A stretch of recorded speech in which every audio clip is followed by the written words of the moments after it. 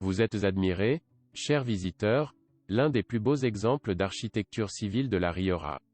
Illuminez vos yeux avec cette splendide façade qui, bien qu'inachevée, nous montre la force économique de Fuenmayor du XVIIIe siècle et respire l'arôme de l'histoire, de la noblesse et de la fierté qui déborde de ces pierres de taille.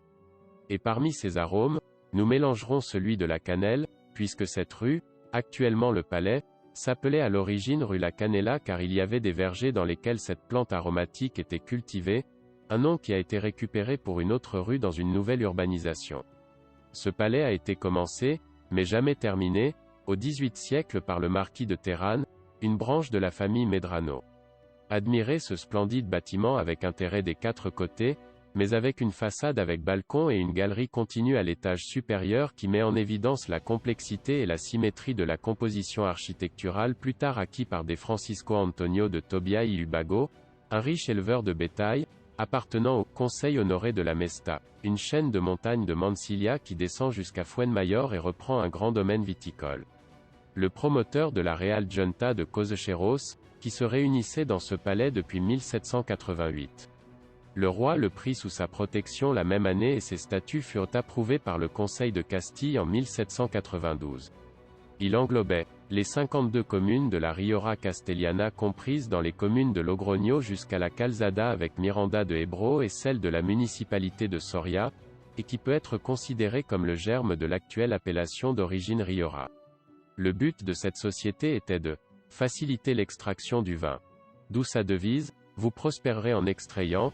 et pour cela, des mesures seront prises pour améliorer sa production, sans toutefois perdre de vue le reste de la production agricole.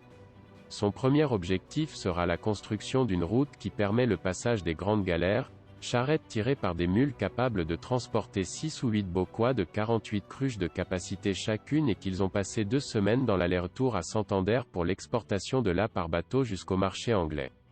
Pour cela, des ponts tels que celui de Tormontalbo sont construits sur la Nageria, qui est encore utilisé aujourd'hui et dans lequel se trouvait un grand bouclier de pierre de la société qui préside aujourd'hui à l'entrée du musée de la Rioja,